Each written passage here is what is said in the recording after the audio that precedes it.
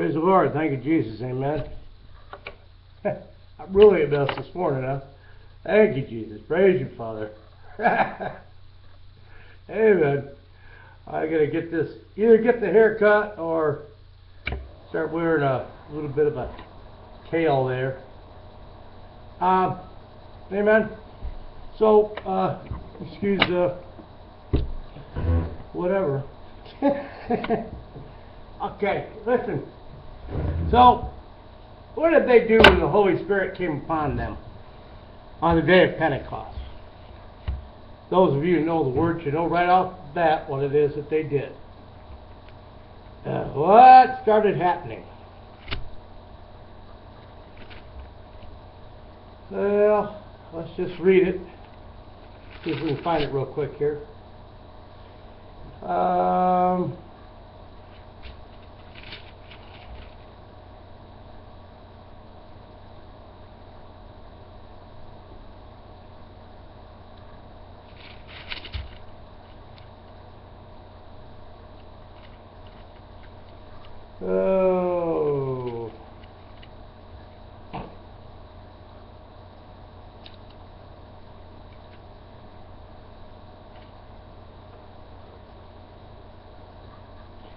Here we go.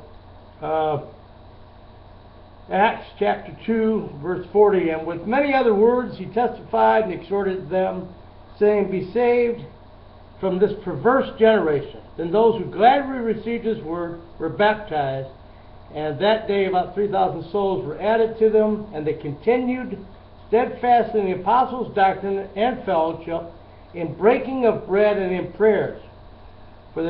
For fear came upon every soul, and many wonders and signs were done through the apostles. So continually, daily, in one accord, in the temple, and breaking bread from house to house, they ate their food with gladness and simplicity of heart. I want to know where in the Word of God that the doctrine and or tradition established on the day of Pentecost and at that period of time in the breaking of bread from house to house, or in the Word of God, do you see anything said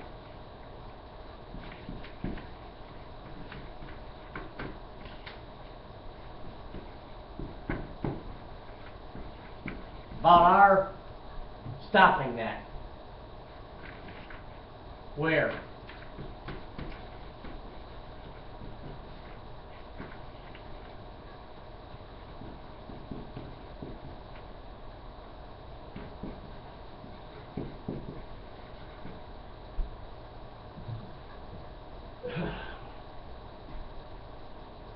I'll tell you where. Nowhere. Nowhere in the Word of God does it tell us that we were to stop breaking our bread house to house. Now, here's what happens. You get 2 or 3 together, 2 or more, and they're going house to house, in each other's house. And those in that house, another house opens up, and pretty soon you got 10 or 12. Well, after 10 or 12, now you got a whole group of 10 or 12 people. Pretty soon it's 20 or 30 people. Now the average house, humble, isn't going to hold that many. So they're outside in the yards when they come together. And then instead of doing it daily, they started a practice of doing it once a week. It became a weekly gathering. And instead of each other's house, because of the numbers, it became an assembly, meeting, assembling yourselves.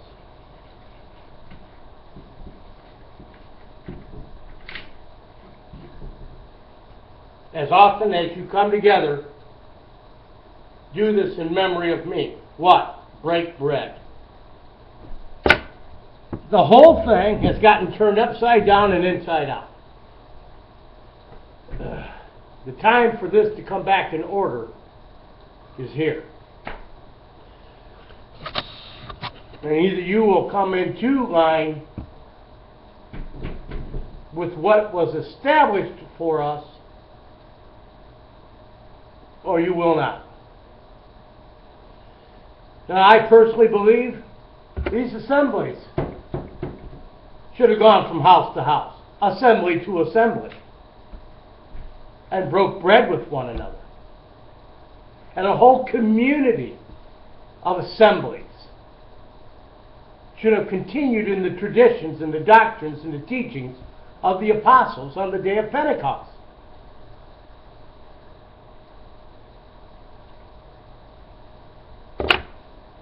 I personally don't believe that a body was to grow beyond 100 members. I've explained the reason behind that. Most of you with any common sense will understand that when you have more than 100 people coming to your assembly, even if in each one of the assemblies you have elders, of which you can break that group down into 10 tens, okay? Anything more than 10 or 12 disciples under any one elder, leading them in the way through the study of Scriptures and in example, the walk of their lives, okay? Someone's going to get left out. It becomes too big for anyone to handle. Am I saying that you can't come together in 4,000s and 5,000s in areas of which you might assemble yourselves to show forth the unity of the body of Christ among the households and assemblies? Absolutely not. But that's where we ought to be at, but we're not there. Why? Oh.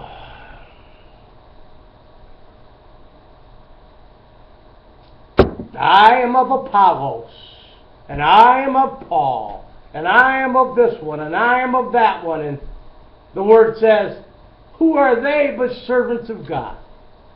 We are all of Christ Jesus. Well, this one believes that, and that one believes this. That doesn't matter. That isn't the issue.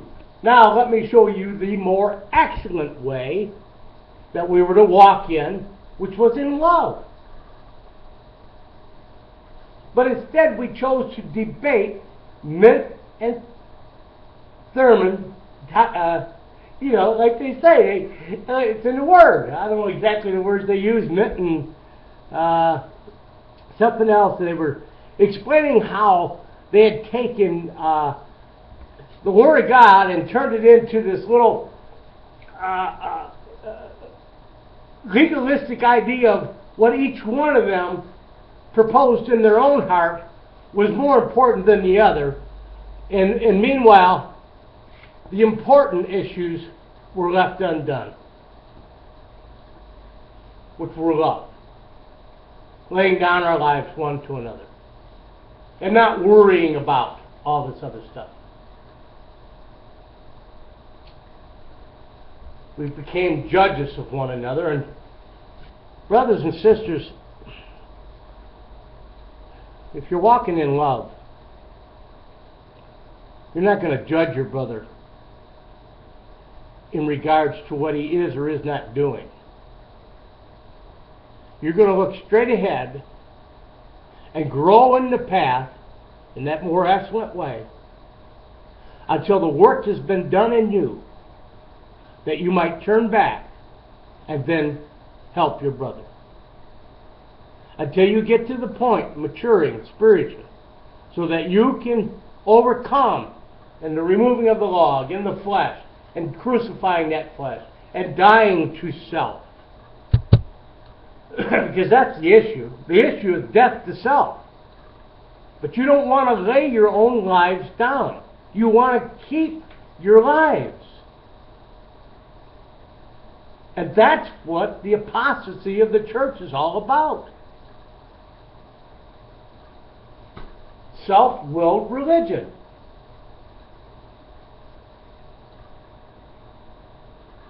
I've shared this with you before, many, many times. If all of us were paying attention to the building up of the body of Christ above everything else, and that our lives, okay, were encompassed by that work, then everything we owned and everything we were blessed with would be used for that work.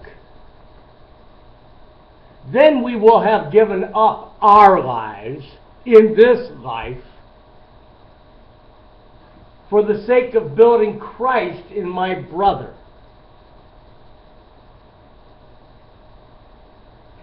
Well, we haven't done that. We've fallen away from that.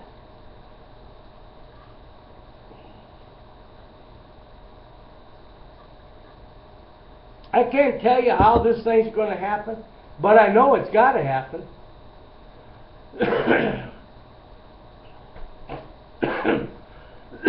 The Word tells us there's going to be a separation of the wheat from the tare. Casting the bad fish out. Gathering them in. There was a time for scattering, there shall be also a time for gathering. So the time of gathering has come.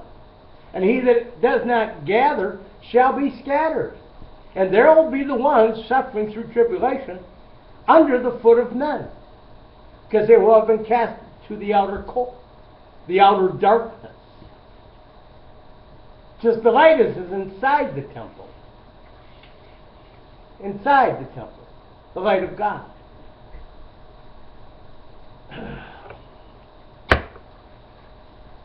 Two or more gather together. And I've mentioned to you before, my prayers for the witness, that my brother and or sister, who will be here with me, that the two shall be made one, that we might walk forth in fellowship as one, sharing the truth of our being made one. And it can't be made one if you're not one with another. And until you have been made one with another, you can't share with others what it is to be one with another.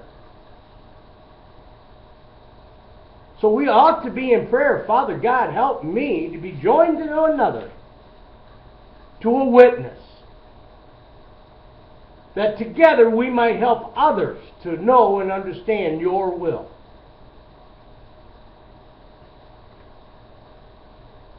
Is there any other way by which this might take place? Would there be any other reason for it to take place other than for this?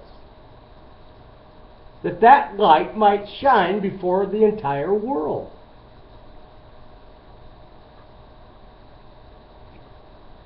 Now this is in and among the brethren, because I firmly believe that what the Word says is that He comes as a thief in the night.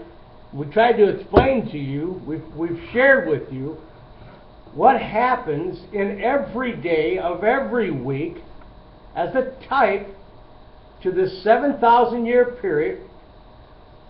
Okay, we are at the darkest part of the second day, 3,000 years, 2,000 years. We're at, like, if you were to look at a clock, amen, Jesus. Let me get my clock on here. I don't know if I got it handy or not.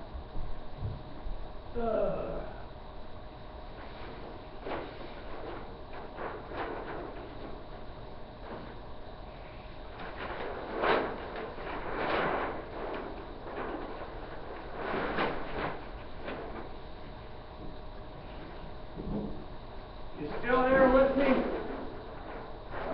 on another big old sheet of paper. Yeehaw! Look out, folks. All right. Here we go. Amen. I've got to wake up here somewhere along the line. Sooner or later. Praise God.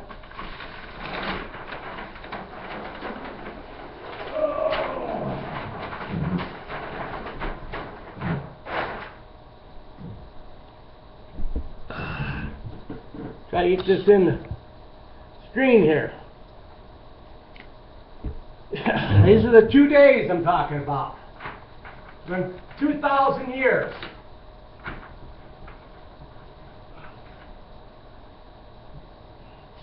Three days in the belly of the whale, 3 days in the earth. The dawning of the third day takes place right here. And like every other day of every other week since the beginning of time, it is the darkest, the last few hours of night just before the dawning of the new day.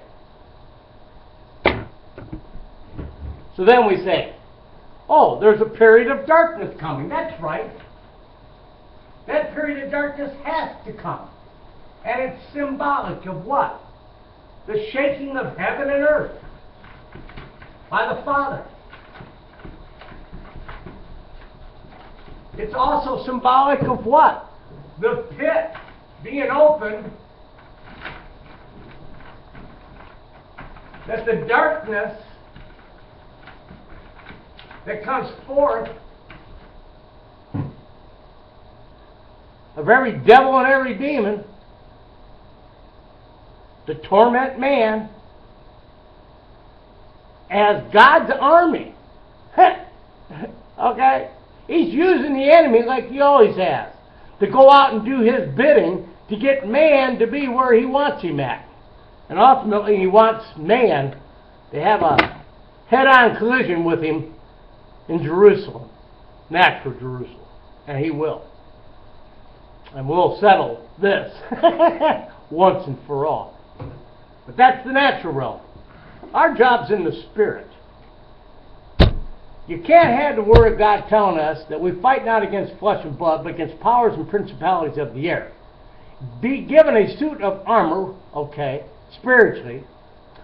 Grow to the maturing of being a fully matured body, man, in Christ, one, okay, as a son or daughter over the house, then coming into the peace of God, shine it upon their feet, and have those feet stand upon the enemy, all right, without there being a spiritual work taking place in and among the households of faith. It just cannot happen.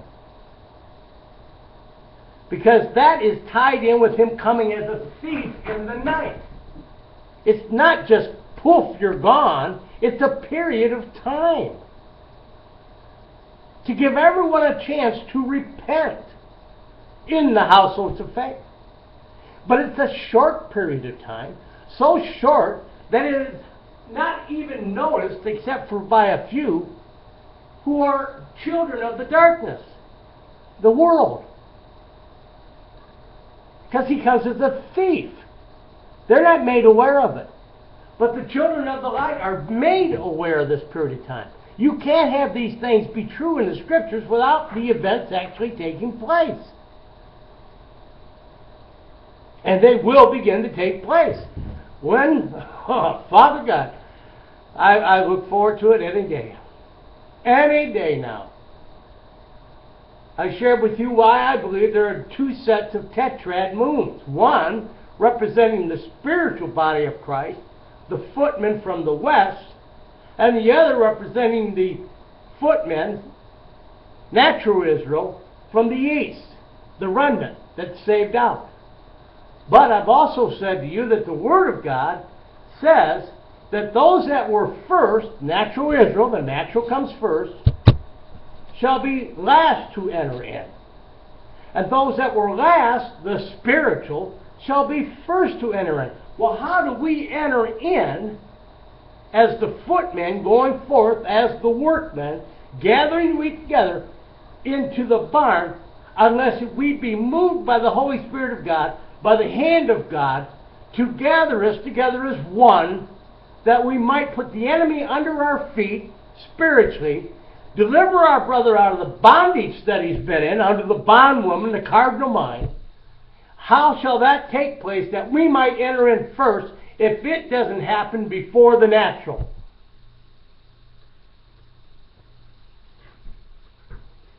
You can't enter in, okay, before the natural, before those who were first, without a movement taking place. There's no way around it.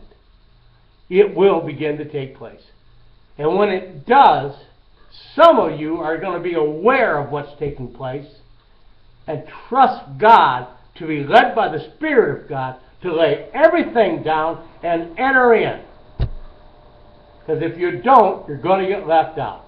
Period. Simple as that. He comes back to find faith. Will you have the faith to believe in the anointed Word of God? Now, when I was first sharing, I think that pretty much takes care of that. The thought came to me that the same jealousy that came upon natural Israel regarding Jesus, claiming himself to be equal with God, all right, which is what that was all really about. He placed himself in a relationship with the Father above that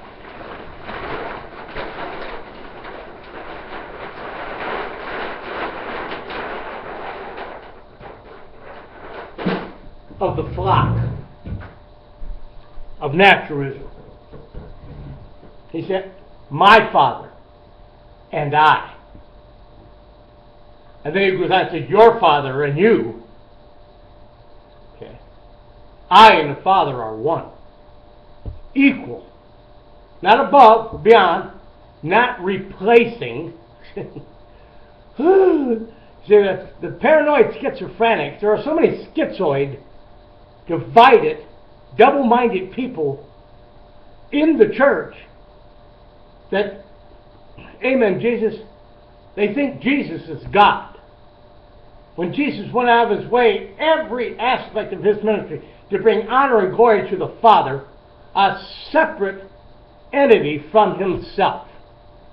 They were one in word and deed. They were one in wills. Not my will, but thy will. But to deny the fact that Jesus had a will of his own, of which he surrendered to the Father, is a lie. It's to deny the Christ of God. So what did I was mentioning? Up at the top here, I wrote, jealousy, here's the same thing going to happen all over again. And each one of you are going to have the opportunity to either accept them or deny them, just as Jesus gave to natural Israel the opportunity to accept or deny him. These sons and daughters are going to come claiming themselves to be equal with Jesus.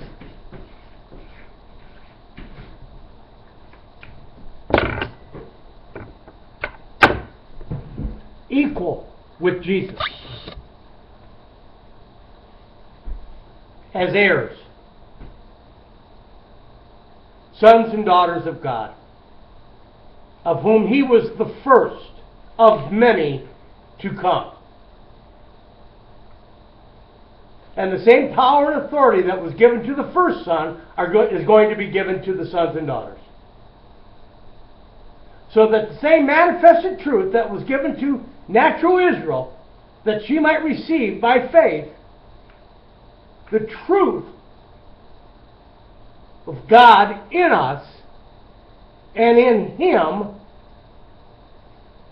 will be given to you. And you'll either accept it and receive it, or you will not. And that period of time will come and go like that, very quickly. as if it were what? A twinkling of an eye. You see, you want to turn everything into a literal. And it does happen literally. But it doesn't happen in the literal the way you understand it. Lean not upon your own understanding.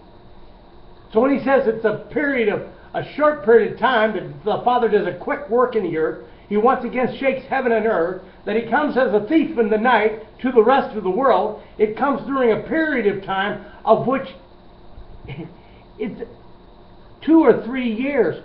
At most, at the very most, I expect the body of Christ to be separated, made holy unto God, one with one another, gathered into the barn, feeding from the feast, all within the next 6 years. Period. And what takes place in that secret, that taking off into a secret, and everything else, nobody knows. Nobody knows for sure what that is really about. But we'll be there, gathered together as one, that you can count on. In a fervent love for one another, in a feast. That will take place. And it's on its way. And so, 3 years of the call of repentance going forth, and perhaps even another 3 years of our being gathered together into the barn. 6 years relative to 6,000 years? 6 years relative to 2,000 years? Brothers and sisters, that's a twinkling of an eye. A short period of time.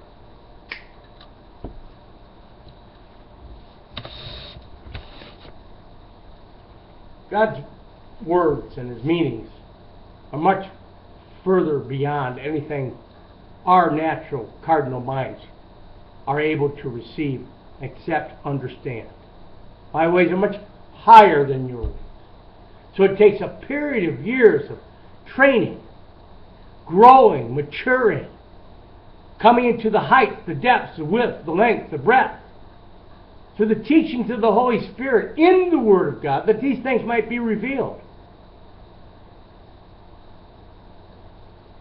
So I just pray to the Lord our God that some of you begin to wake up, and I believe that awakening is coming real soon. And I believe it will be a shaking of heaven and earth. What, how, where, when? It isn't going to be the great, terrible devastation of missiles and everything else coming down. It's such ridiculous, childish foolishness. But there will be an awakening. And to the children of light, they shall be made aware. So Lord bless you and keep you in Yeshua's name. Amen.